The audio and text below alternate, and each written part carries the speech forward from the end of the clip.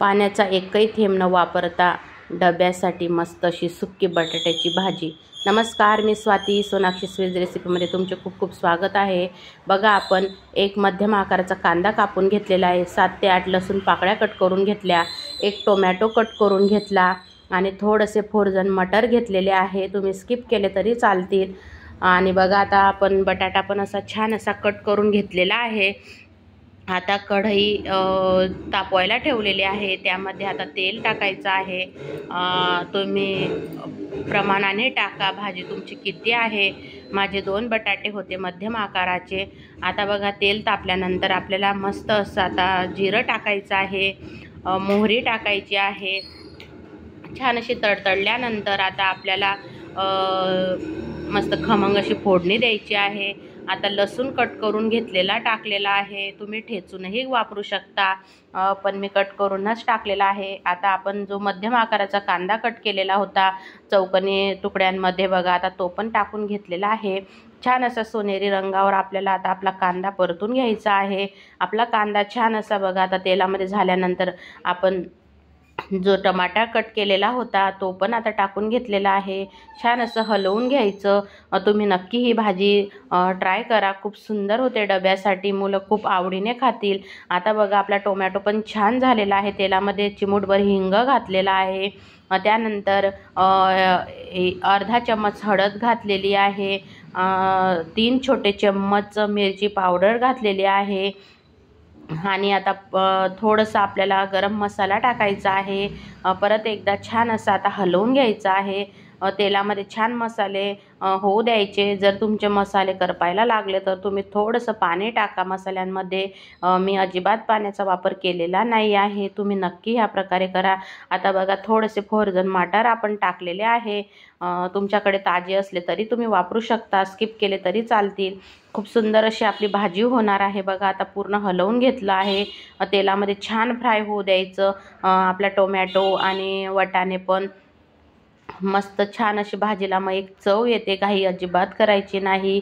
मसाला छान बारीक गॅसवर होऊ द्यायचा। आता बघा, आपला मसाला छान असा होण्यात आलेला आहे। त्यानंतर आपण बारीक तुकड्यांमध्ये बटाटा कट करून घेतलेला होता, पाण्यात ठेवलेला होता आपण कट करून, तो आता आपल्याला घालायचा आहे भाजीमध्ये आणि आता मसाल्यामध्ये छान असं परतवून घ्यायचं आहे। तेलामध्ये अजिबात पाण्याचा एकही थेंब न वापरता तुम्ही ह्या प्रकारे नक्की बटाट्याची डब्यासाठी सुकी भाजी तयार करून बघा, तुम्हाला नक्की आवडेल आणि मला कमेंटमध्ये सांगा तुम्हाला आवडली का। छान असं पूर्ण आता भाजी मसाल्यामध्ये आपण बटाटे छान असे पूर्ण आता हलवून घेतलेले आहे। त्यानंतर आता आपल्याला चवीनुसार मीठ टाकायचे आहे, कितपत भाजी आहे त्या अंदाजाने तुम्ही मीठ घाला आणि मस्त आता बघा, एकदम सुकी अशी आपली बटाट्याची भाजी तयार होणार आहे।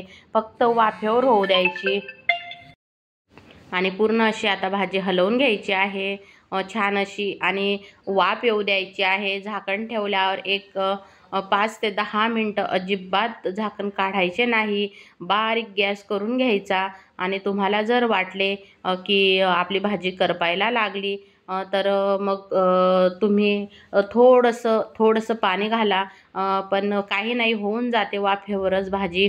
आता बघा, मी झाकण काढल्यानंतर बघितलं, आता छान असा आपला बटाटासुद्धा शिजत आलेला आहे, मऊ पडलेला आहे। तुम्ही सराट्याच्या साहाय्याने कट करून बघा। आता आपला बटाटा मस्त कट होतो आहे, पण थोडासा मला कच्चा वाटला म्हणून मी परत एक वाफ येऊ देणार आहे। किती सुंदर अशी आपली भाजी दिसते आहे बघा। आता परत वाफ आलेली आहे आपल्या भाजीला, छान अशी मस्त वाफेवर खूप सुंदर अशी ही बटाट्याची भाजी होते। बघा, आता आपली भाजी तयार झालेली आहे। आपण आता बटाटा परत असा छान असा कट करून बघितला आहे, छान कट झाला, मस्त हिरवीगार अशी कोथिंबीर घातली, भाजी आपली रेडी झालेली आहे। छान अशी आता हलवून घ्यायची भाजी, डब्यासाठी आपली भाजी तयार झालेली आहे, मुलेही खूप आवडीने खातील। खूप सुंदर बघा, भाजी आपली किती सुंदर दिसते आहे। तुम्ही नक्की ट्राय करा। माझा व्हिडिओ जर आवडत असेल तर लाईक करा, शेअर करा, सबस्क्राईब करा आणि मला कमेंटमध्ये सांगा तुम्हाला माझी रेसिपी आवडते का। आणि आता पूर्ण अशी हलवून घेतलेली आहे, गॅस बंद केलेला आहे। तुम्ही बटाटा कट करून बघायचा, शिजली तरच बंद करा, नाहीतर परत एक वाफ येऊ द्या।